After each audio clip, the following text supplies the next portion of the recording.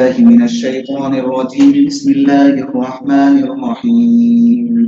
أرأيت الذي يكذب بالدين فذلك الذي يدع اليتيم ولا يحض على طعام المسكين فويل للمصلين الذين هم عن صلاتهم ساهون الذين هم يراءون ويمنعون الماعون. صدق الله العظيم. أرأيت الذي، کیا آپ نے دیکھا ہے اس شخص کو، یکذب جو جھٹلاتا ہے، بالدین روزے جزا و سزا کو جھٹلاتا ہے. فذلک الذی، یہی وہ شخص ہے جو یتیموں کو دھکے دیتا ہے. فذلک الذی یدع الیتیم ولا یحض علی طعام المسکین، اور مسکین کو کھلانے پر آمادہ نہیں کرتا. فویل للمصلین، لہذا ایسے نماز پڑھنے والوں کے لیے ہلاکت ہو.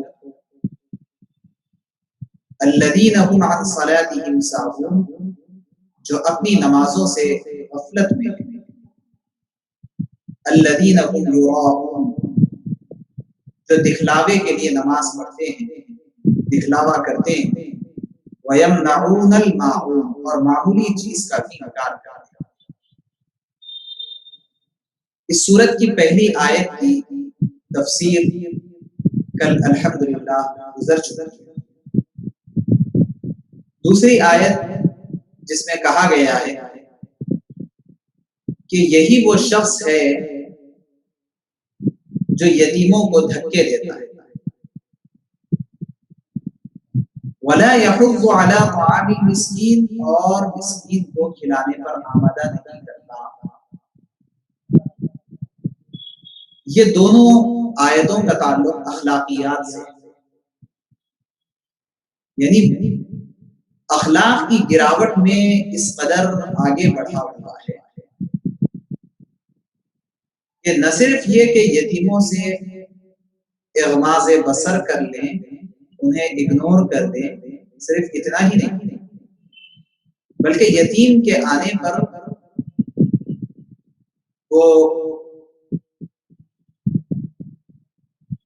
بد اخلاقی کا مظاہرہ کرتے ہوئے اس یتیم کو بھگا دیتا ہے. اور جو مسکین لوگ ہیں، جو تنگ دست ہیں، فاقہ کشی کی زندگی گزارتے ہیں، ان کی ضروریات کی تکمیل نہیں ہو پاتی ہے. ایسے لوگوں کو کھانا کھلانے پر دوسروں کو بھی آمادہ نہیں کر پاتا. یعنی ایک ہے خود کھلانا اور دوسرے ہے دوسروں کو کھلانے کی ترغیب دینا. اس کے ذریعے سے بخل کی حدود کو بتلانا چاہتے ہیں اللہ تبارک و تعالیٰ کہ اس قدر بخیل کہ خود تو کھلانا بہت دور کی بات ہے، دوسروں کو بھی کھانا کھلانے کی ترغیب نہیں کرتے. یہ دونوں کا تعلق اخلاقیات سے ہے، اور اس سے یہ بات بھی سمجھ میں آتی ہے کہ کیسے یتیموں اور مسکینوں کے معاملے کو آگے بڑھانا چاہیے اور اس کی کیسی قدر کرنی چاہیے. یہ بھی وضاحت کے ساتھ بات سامنے آتی ہے. یہاں پر سورۃ الضحیٰ میں اللہ تبارک و تعالیٰ نے وَأَمَّا السَّائِلَ فَلَا تَنْهَرْ کے ذریعے سے یہ بات سمجھائی ہے کہ جب کوئی تمہارے پاس مانگنے والا آئے تو اس کو نہ چھیڑو، اس کو دھکے دے کر کے نہ نکالو. دراصل اس کے پیچھے جو فارمولا ہے وہ سمجھنے کا ہے، اور وہ کسی کو سمجھ میں آ جائے تو پھر یہ سارے کے سارے معاملات حل ہو جائیں. اور وہیں پر غلطی ہوتی ہے، اور اسی غلطی کی وجہ سے بعد کی ساری چیزوں کا نقصان ہوتا ہے. وہ فارمولا یہ ہے کہ انسان کے پاس جو کچھ ہے، اس کے قبضے میں اللہ نے جو کچھ دیا ہے، جن جن چیزوں کی ملکیت اس کو حاصل ہے وہ تمام کی تمام چیزوں کا حصول اس کو کیسے ہوا ہے، اور کیا یہ چیز اس کی ہے یا اس کے پاس عارضی طور پر یہ تمام کی تمام چیزیں ہیں، یہ بات سمجھنے کی۔ دراصل ہوتا یہ ہے کہ تمام چیزوں کے سلسلے میں ہم یہ سمجھتے ہیں کہ یہ گاڑی اور یہ گھر، یہ گھوڑا اور یہ اسباب و آلات، یہ سب کے سب ہمارے ہیں۔ یہ ہمارے ہونے کے دو تصورات ہیں، ایک یہ ہے کہ اس پر میری ذاتی ملکیت ہے، اور ایک یہ ہے کہ یہ میری ذاتی ملکیت میں نہیں بلکہ عارضی ملکیت، عارضی طور پر میرا قبضہ اس پر۔ جیسے اگر آپ کسی اپنے دوست کے محلے میں نماز پڑھیں اور وہ دوست اس محلے میں کرائے سے گھر لے کر کے رہتا ہو، نماز کے موقع پر ملاقات ہوئی، آپ کے دوست نے آپ سے کہا کہ یہی میرا گھر ہے، چلیے تشریف لے آئیے تاکہ کچھ برکت میرے گھر میں بھی آ جائے۔ حالانکہ گھر اس کے پاس ہے نہیں، وہ کرائے کے گھر میں رہتا ہے، لیکن اگر کوئی ایسے کہے تو اس پر کوئی اعتراض بھی نہیں ہوتا۔ ایسا بھی نہیں ہے کہ مالک مکان کو اگر پتہ چل جائے کہ میرا کرایہ دار اس گھر کو میرا گھر کہتا ہے تو وہ غصے میں آ جائے، ایسی بات نہیں۔ وجہ یہ ہے کہ اس کا یہ کہنا کہ یہاں میرا گھر ہے، سب کو پتا ہے کہ اس سے مراد عارضی قبضہ ہے، حقیقی قبضہ وہ بھی مراد نہیں ہے۔ لیکن اب وہ شخص یہ سوچ کر کے کہ یہ گھر میرا ہے، وہاں گھر کے اندر جو بیت الخلا تھا اس کو الگ طریقے سے بنانا شروع کر دیا، ایک طرف کا دروازہ ہٹا کر کے دوسری طرف لگانا شروع کر دیا۔ اب اگر پتا چلے مالک کے مکان کا کہ وہ میرا گھر کہتا ہے اور اپنی مرضی سے اس گھر کے اندر تصرفات بھی کرتا ہے، جب یہ پتا چل جائے گا تو اب مالک کے مکان آ کر اس کو روک دے۔ تمہارا ہونے کا مطلب یہ نہیں ہے کہ تمہاری حقیقی ملکیت ہے، بلکہ عارضی طور پر تمہیں کچھ دن رہنے کے لیے دیا گیا ہے، اس سے زیادہ کوئی حیثیت نہیں ہے۔ اس کا مطلب یہ نہیں ہے کہ تم جیسے چاہے اس گھر کو استعمال کرو اور جو چاہے اس گھر کے اندر تبدیلی کرو۔ یہ فارمولا اگر کسی کو سمجھ میں آ جاتا ہے تو سارے کے سارے مسائل کا حل ہے کہ انسان یہ سمجھتا ہے کہ مجھے جو مال و دولت ملا ہے یہ میرا ہے، مطلب اس پر میری اپنی ذاتی ملکیت ہے، وہ یہ سمجھتا ہے۔ یہی وجہ ہے کہ اس کا خیال یہ ہے کہ اگر میں کسی کو دینا چاہوں تو دوں گا اور جس کو چاہوں گا دھکے دے کر کے ہٹا دوں گا، کیونکہ سب سے بڑا دھوکہ اس کو یہیں سے لگا ہے کہ وہ اس کو اپنی ذاتی ملکیت سمجھتا ہے، اپنی ذاتی ملکیت تصور کرتا ہے، لیکن حقیقت میں یہ اس کی ذاتی ملکیت نہیں ہے، بلکہ اللہ تبارک و تعالیٰ کا دیا ہوا ہے۔ جو کچھ اس کے پاس مال و دولت ہے اور جو کچھ ذہن کا سامان ہے سب اللہ تبارک و تعالیٰ کا دیا، اور اسی کا نتیجہ ہے کہ اب ان تمام چیزوں کو اللہ کی مرضی کے مطابق ہی استعمال کر سکتے ہیں، کیونکہ ہے اللہ کی۔ جیسے گھر کو گھر کے مالک مکان جو ہے اس کی مرضی کے مطابق ہی استعمال کیا جا سکتا ہے کیونکہ ہے اس کا۔ لہذا جب یہ بات سمجھ میں آ جائے تو یہ سمجھنا بھی آسان ہوگا کہ یہ پیسہ اور مال و دولت اسی جگہ پر خرچ کیا جا سکتا ہے جہاں اللہ نے خرچ کرنے کا حکم، اور وہاں پر خرچ نہیں کیا جا سکتا جہاں اللہ نے خرچ کرنے کی اجازت نہیں۔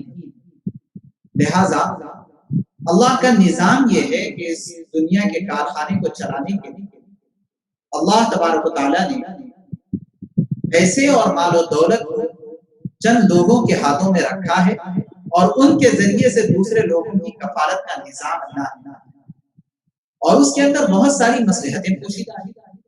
اگر براہ راست سب کی ضروریات اللہ تبارک و تعالیٰ پوری کر دے اور بندوں کو بندوں کا محتاج نہ بناتے تو یہ دنیا کا نظام چلنا مشکل ہو جاتا.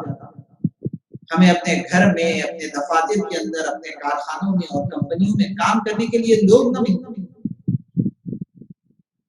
وجہ کیا ہے کہ سب کی ضروریات پوری ہو گئی.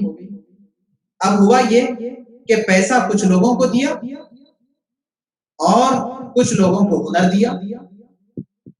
یہ جو غریب لوگ ہیں، یہ غریب لوگ پیسے کے لیے مالداروں کے پاس اور سیٹوں کے پاس کام کرنے کے محتاج ہیں، تب ان کو پیسہ ملے گا.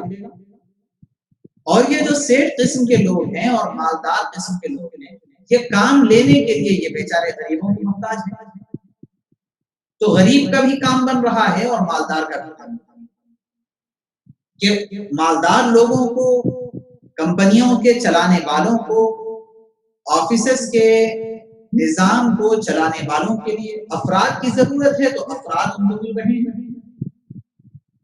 اور اس کے مقابلے میں یہ افراد کو پیسے کی ضرورت ہے، تو یہ پیسہ حاصل کرنے کے لیے ان کے پاس کام کر رہے ہیں. لیکن اس کے علاوہ بھی کہ یہ تو غرض اور ضرورت کی بات ہے، لیکن اللہ نے انسان کو حیوانات سے جو الگ کیا، یہ اخلاق کی بنیاد پر الگ کہ اگر اخلاق درست ہوں گے تو یہ انسان اور حیوان کی تفریق ہوگی، اور اگر اخلاق درست نہیں ہوں گے تو انسان یہ دو پیر، دو ہاتھ اور دو آنکھ اور اس طرح کا جسم جثہ رکھنے کے باوجود بھی اس کے اندر حیوانیت پیدا ہوتا ہے. اس لیے اللہ تبارک و تعالیٰ نے نظام یہ بنایا کہ بجائے اس کے کہ براہ راست سب کی ضرورتوں کو پورا کرتے ہیں، اللہ تبارک و تعالیٰ نے بعض لوگوں کو پیسہ اور مال و دولت اور ضروریات کا سامان وافر مقدار میں دیا، اور دے کر کے ان سے یہ کہا کہ تمہارے اندر انسانیت ہونا ہے تو اس کا تقاضا یہ ہے کہ اخلاق کا خیال رکھو اور اپنے دوسرے بھائیوں کا خیال رکھو. یہ ان لوگوں کو پابند بنایا ہے. لہذا پیسے والوں پر بغیر کسی معاوضے کے اس بات کی ذمہ داری ہے کہ وہ زکوٰۃ کے نام پر پیسہ غریبوں کو دیں، صدقات، صدقہ فطر کے نام پر غریبوں کو پیسہ دیں. اگر قسم کھا لیں، ٹوٹ جائے قسم، تو غریبوں کو اور مسکینوں کو کھانا کھلائے، اور اگر روزہ رکھ کر کے توڑ دے تو یتیموں کو اور مسکینوں کو کھانا کھلائے. اور ایسے ہی اگر کوئی زہار کر لے اور ایک مخصوص انداز سے اپنی بیوی کو طلاق دینے کی کوشش کرے تو وہ غریبوں کو، مسکینوں کو کھانا کھلائے.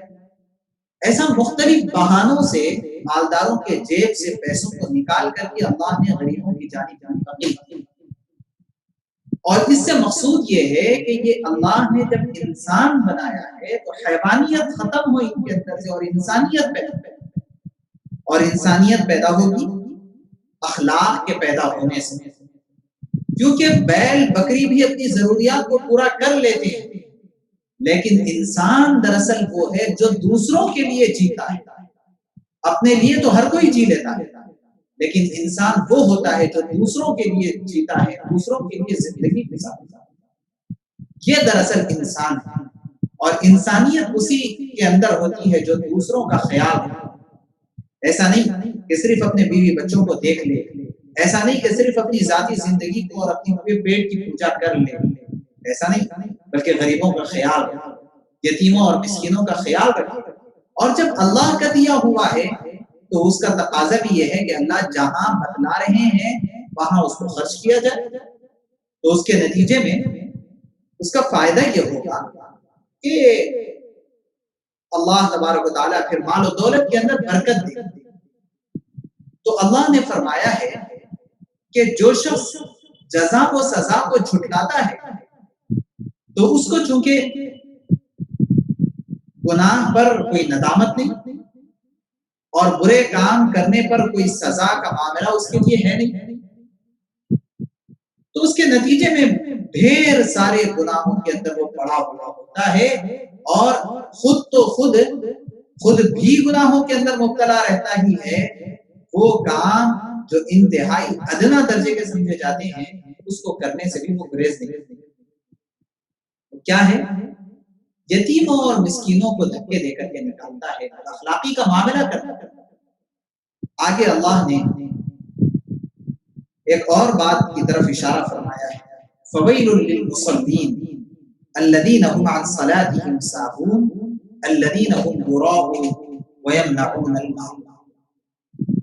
یہاں سے انشاءاللہ کل آگے تفسیر بیان کی جائے گی۔